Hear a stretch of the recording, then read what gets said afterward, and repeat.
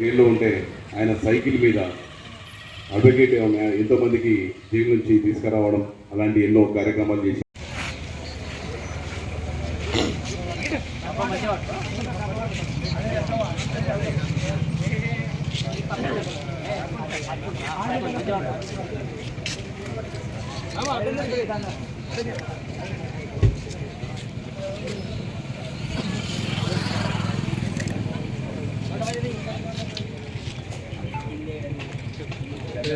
కూడా పని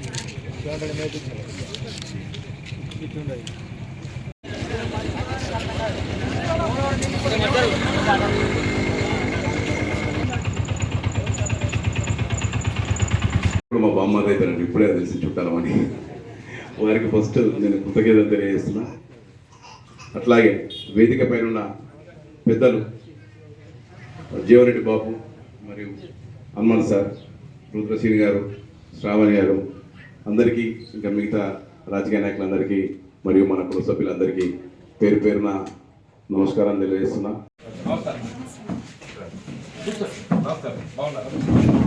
అందరు కూర్చోవలసిందిగా కూర్చున్నా.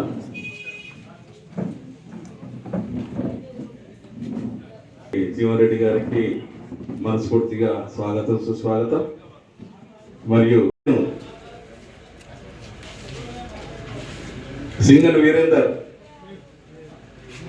ఆయన లేకపోతే ఆయన తరపున ఎవరు ఉంటారండి. ఆడపు రాజవేణు, కట్కం సందీప్, భోగశ్రీ, సామాల మహేష్,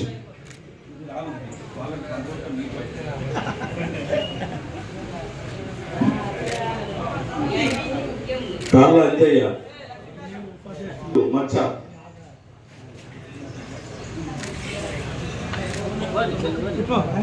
మచ్చ రాజగంగారాం, తాళ్ళ అంజయ్య,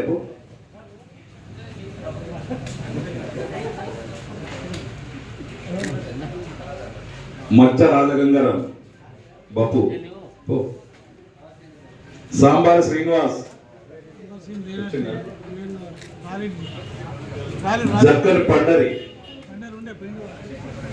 జక్కర్ పండరి, సాంబార్ శ్రీధర్, బైరి వెంకటి, జాప భూమయ్య,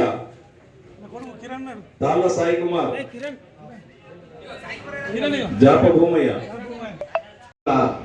గ్రామం నడికూడిల్లో పూజ్య బాపూజీ, కొండా లక్ష్మణ్ బాపూజీ గారి విగ్రహాన్ని ఆవిష్కరింపజేసేటువంటి కార్యక్రమాన్ని ఏర్పాటు చేసిన స్థానిక పద్మశాలి సేవ సంఘ అధ్యక్షులు మరియు వారి సహచరులు, కార్యక్రమ ముఖ్య అతిథులు, జగిత్యాల జిల్లా పద్మశాలి సేవ సంఘ అధ్యక్షులైనటువంటి మిత్రుడు రుద్ర శ్రీనివాస్ గారు, రాయకల్ మున్సిపల్ చైర్పర్సన్ గారైనటువంటి మోర్ హనుమల్ గారు, జగిత్యాల పట్టణ మాజీ మున్సిపల్ చైర్పర్సన్ బీజేపీ నాయకులైనటువంటి భో శ్రావణి గారు, స్థానిక గ్రామ సర్పంచ్ గారైనటువంటి సోదరి లావణ్య వేణి గారు, రాష్ట్ర పద్మశాలి సేవ సంఘ నాయకులైన మిత్రుడు సురేష్ గారు, యావత్ తెలంగాణ జాతి గర్వపడేటువంటి నాయకుడు ఎవరైనా ఉన్నారు అని చెప్పారంటే అది కొండా లక్ష్మణ్ బాపూజీ గారని చెప్పాలనుకుంటున్నారు. వాస్తవంగా స్వాతంత్రోద్యమం నుండి మొదలెట్టుకొని హైదరాబాద్ రాష్ట్ర విముక్తి కొరకు ఆనాడు నైజాం ప్రభుత్వానికి వ్యతిరేకంగా రజాకర్లతో మరి సాయుధ పోరాటంలో పాల్గొన్నటువంటి ఒక నాయకుడు కొండా లక్ష్మణ్ బాపూజీ గారు అని చెప్పాలి తప్పదంటున్నాయి. హైదరాబాద్ రాష్ట్ర విముక్తి కొరకు వారు పోరాటం చేయడం జరిగిందో అది సంపూర్ణంగా తెలంగాణ ప్రాంతానికి హక్కులు కల్పింపబడాలి అంటే తెలంగాణ ప్రత్యేక రాష్ట్రంగా రూపుదిద్దుకున్నప్పుడు మాత్రమే సాధ్యమవుతుందని తెలంగాణ తొలి ఉద్యమంలో వారు ఈ తెలంగాణ ఆకాంక్షకు అనుగుణంగా వారు అన్నాడు వారి మంత్రి పదవికి రాజీనామా చేస్తే నా అనుభవం చెప్పట్టు నాకు తెలిసినంత వరకు మళ్ళీ పదవి వైపు చూడనటువంటి ఒక నాయకుడు ఎవరన్నా ఉన్నారు అంటే కొండా లక్ష్మణ్ బాపూజీ గారు. ఆనాడు రాజీనామా చేస్తే మళ్ళీ పదవి కూడా చూడలేదు. మళ్ళీ ఆయన పదవి అంటూ ఏదైనా బాధ్యత చేపడితే తెలంగాణ రాష్ట్రంలో చేపట్టాలని చెప్పి తరించింది. దురదృష్టం తెలంగాణ రాష్ట్రకు వారు ఉద్యమాలు ముందుకు తీసుకోగలిగారు, కానీ చూడలేకపోయారు. కొంత బాధాకరం. వాస్తవంగా ఢిల్లీ కేంద్రంగా జంతర్ మంతర్ వద్ద ఎన్నికలు కొరికేటువంటి చలిలో చేపట్టున్నా అందరూ ఆశ్చర్యపోయే విధంగా 90 సంవత్సరాల వయస్సులో వారు నిరాహార దీక్ష చేపట్టడం అలాంటి యూపీఏ ప్రభుత్వం విధంగా కదిలించిందని చెప్పక తప్పదంటుంది. మనం ఉద్యమ నాయకులుగా మనం ఎవరో భావించరు, కానీ వాస్తవంగా ఏ విధమైనటువంటి ఒక స్వలాభాపేక్ష లేకుండా, ఏ విధంగా రాజకీయ స్వార్థం లేకుండా తెలంగాణ రాష్ట్ర సాధన లక్ష్యంగా ఉద్యమించినటువంటి నాయకుడు మరి కొండా లక్ష్మణ్ బాపూజీ గారు మాత్రమే చెప్పాల్సి వస్తుంది అని చెప్పారు. మరి జాతీయ స్థాయిలో మహాత్మా గాంధీ తదుపరి ఒక ఉద్యమ నాయకుడిగా బాపూజీగా పిలువబడేటువంటి గొప్ప నాయకుడు కూడా మన కొండా లక్ష్మణ్ బాపూజీ గారు చెప్పాడు. మహాత్మా గాంధీజీ తదుపరి చెప్పాడు. మీరు అటువంటి ఒక మహాను భావుని విగ్రహాన్ని ఏర్పాటు చేసుకోవడం అంటే ఇలా స్వాతంత్ర ఉద్యమంకి ఆరంభించుకొని మన పూర్వ చరిత్ర, ఈ దేశానికి స్వాతంత్రం ఏ విధంగా లభించబడ్డది, ఆంగ్లేయుల పాలనలో మనం ఎదుర్కొన్నటువంటి ఒక ఇబ్బందులు, దానికి తోడేదిస్తుందో నిజాం నిరంకుశ పాలనలో మనం ఎదుర్కొన్నటువంటి ఒక ఇబ్బందులు, వీళ్ళు ఉమ్మడి రాష్ట్రంలో వీళ్ళు తెలంగాణ ప్రాంత హక్కులు ఏ విధంగా హరించబడ్డాయి, వీళ్ళు తెలంగాణ ప్రాంతం ఒక స్వతంత్ర ఒక రాష్ట్రంగా ఏర్పాటు కాగలిగితే మన హక్కులు ఏదైతే ఉద్యమించడం జరిగిందో ఇవన్నిటికీ వారు స్ఫూర్తి అని చెప్పని తప్పని చెప్పండి. ఏర్పాటు ఉద్యమం నిధులు నీళ్లు నియామకాలు చెప్పండి. కొండా లక్ష్మణ్ బాపూజీ గారికి నివాళులు అర్పించడం చెప్పంటే తెలంగాణ రాష్ట్ర ఏర్పాటు ఉద్యమ ఆకాంక్షలు నెరవేర్చుకోగలిగినట్టు మాత్రమే వారికి నిజమైన నివాళులు అర్పించగలుగుతామని చెప్పండి. తెలంగాణ రాష్ట్రం ఏర్పాటు కాబట్టి దశాబ్ద కాలం గడుస్తుంది. ఈ దశాబ్ద కాలంలో మనం ఏ మేరకు ఉద్యమ ఆకాంక్షలను నెరవేర్చుకోగలమని చెప్పని మనం మననం చేసుకోవాల్సినటువంటి ఒక సమయం ఆసనమైందని చెప్పక తప్పని చెప్పండి.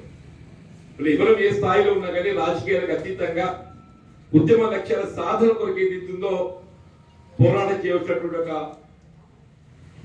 మరి బాధ్యత మనకు ఉందని చెప్పని నేను భావిస్తున్నాను. ఇప్పుడు తెలంగాణ రాష్ట్రం అనేది ఏ పెట్టుబడిదారుల కొరకు రాష్ట్రం ఏర్పడేది కాదు.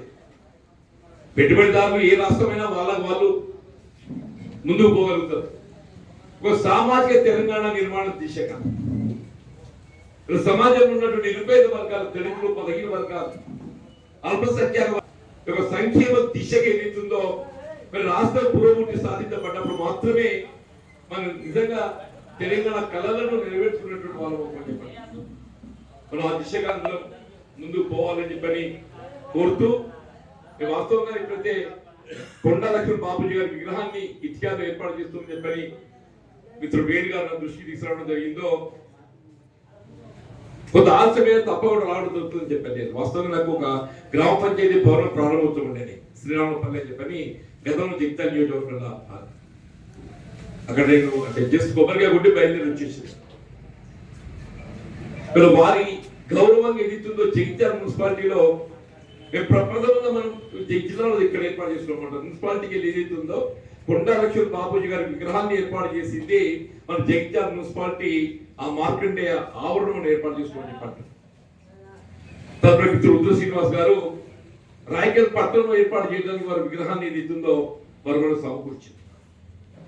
దానికి అందరం కూడా తోడు అమ్మలు గారు తెలుసని మనం ఇక్కడ రాయకల్ కేంద్రంగా మరి ఇటుకాలను కూడా ఏర్పాటు చేసేవారు ముందుకు రావటము.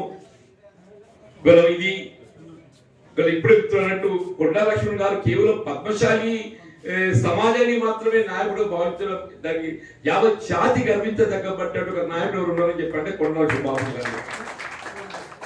యావత్ మొత్తం తెలంగాణ రాష్ట్రంలో చెప్పండి. రేపు రాబోయే విద్యా సంవత్సరంలో ఈ సందర్భంగా కొండా లక్ష్మణ్ బాపూజీ గారి యొక్క జీవిత చరిత్ర మరి ఉద్యమ స్ఫూర్తి ఏదైతుందో పాఠ్యాంశంగా దాన్ని చేపించే విధంగా ఏదైతుందో